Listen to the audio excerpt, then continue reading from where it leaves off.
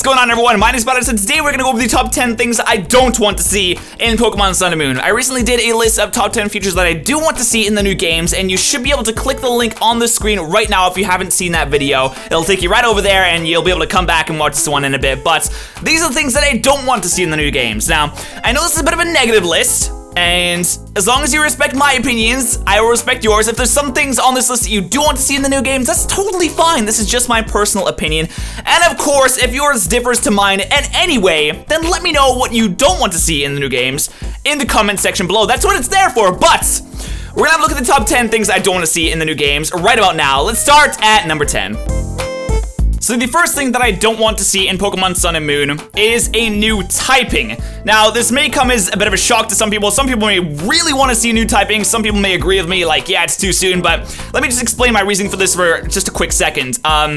In between, we'll say 2nd gen and 6th gen, there was no new typings. I know they introduced the 2 new typings of Dark and Steel just after Generation 1, but that might have been just sort of an inclusion of things that they wanted to have in Generation 1 but couldn't. They took a 4-generation break in between those new typings, and then they introduced Fairy type. Now, I don't feel like Fairy type has really been fleshed out as much as it could be.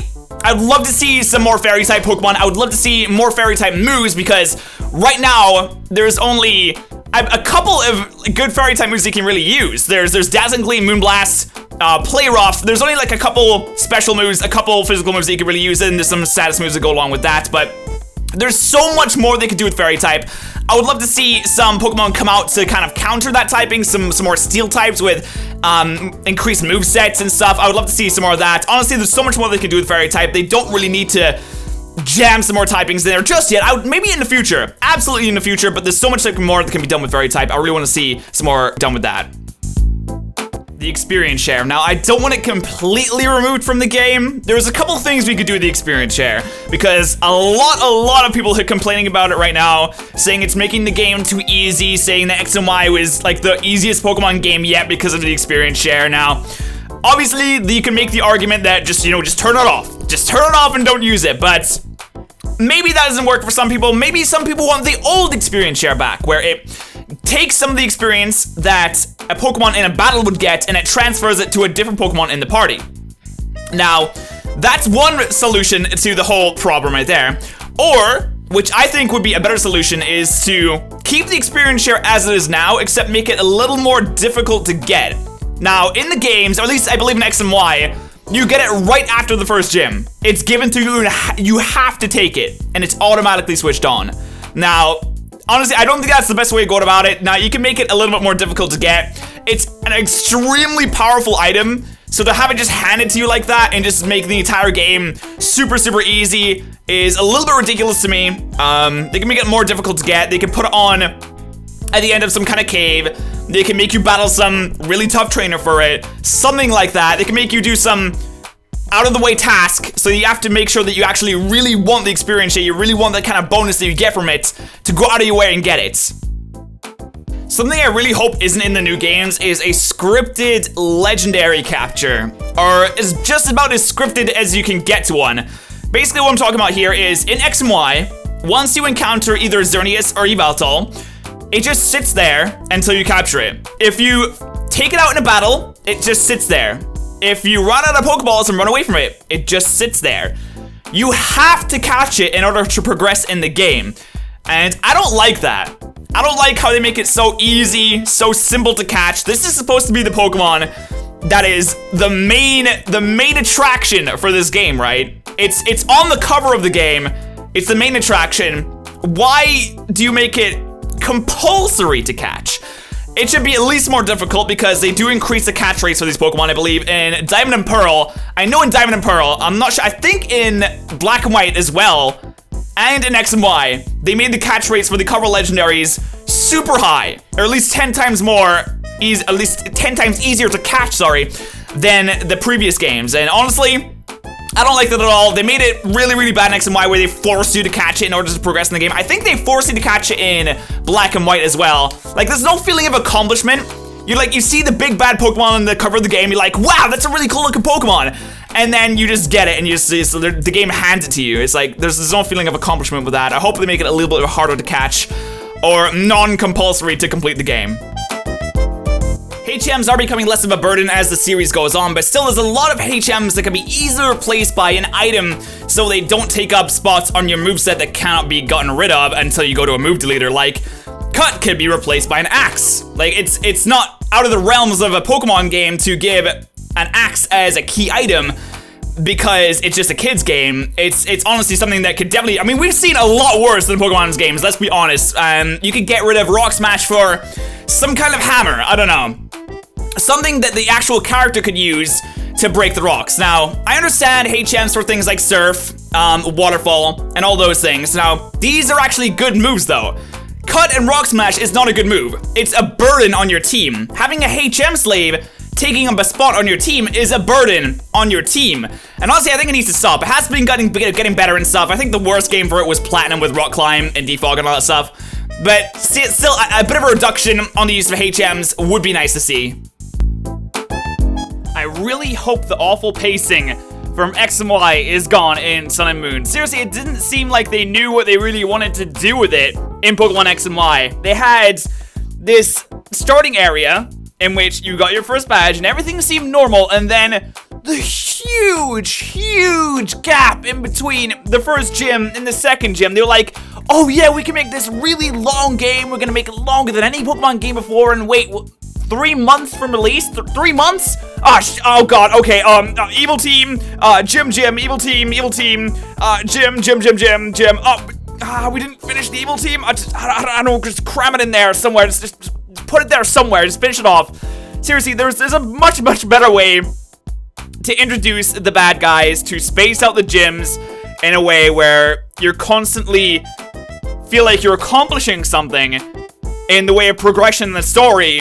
Not just with the gyms, but also with the other side of the story, which is the battle against the bad guys, so to speak. X and Y had horrible pacing. Usually the Pokemon games have been pretty okay with it, but it can definitely be done better. I really hope Game Freak does away with the whole let's have 50 different rivals thing from X and Y, from Black and White 2, and the friendly rivals thing. Alright, so the rival is supposed to be your equal. It's supposed to be the guy or girl who could be around any corner who is just as good as you. Like in the first generation, we see that whenever we go into a gym, that Gary has already come through and cleared it out. In this game, you're not the top dog the whole time. There is another trainer somewhere in the region that is just as good, if not better than you. Now, it might not translate into the battles as well because you're supposed to win the battles in order to progress the story, but I don't like the fact that I never really felt threatened from the friendly rivals. And obviously you're not supposed to feel threatened from the friendly rivals, but I need someone in this game who kind of strikes a little bit of fear, all right? Someone who's not part of the evil team, someone completely separate, someone neutral like Gary or Silver, and Barry to a certain extent. Barry was kind of like a friendly rival, but he was still a notch above all the other ones like May, Sharon, Bianca, and the worst rivals. I know I seem to be bagging on X and Y a lot, and I do like X and Y. I think X and Y was a really fun game, but the rivals in that game were just not up to scratch. I didn't feel threatened by any of them. Like, whenever they want to battle, like, hey, let's have a friendly battle among friends, I'm just like, you're the rivals? I mean, I know Serena was supposed to be the main rival, and I guess she was more of a rival than the other members of the other friendos, but still, she wasn't threatening. She never felt like she was actively trying to be better than you. Even though she may have said that, it never felt like she was. Hopefully, we get a rival in this game that really pushes us and makes us feel like we're not the top dog the whole time. Alright, just to set the stage for this point here, you've cleared out all the badges in the region, you've went on your adventure, and you become one of the strongest trainers in the region. You march up to the Elite Four and you body them, absolutely destroy them. You walk up to the champion, this is the final battle, and you win. You are the champion of the region.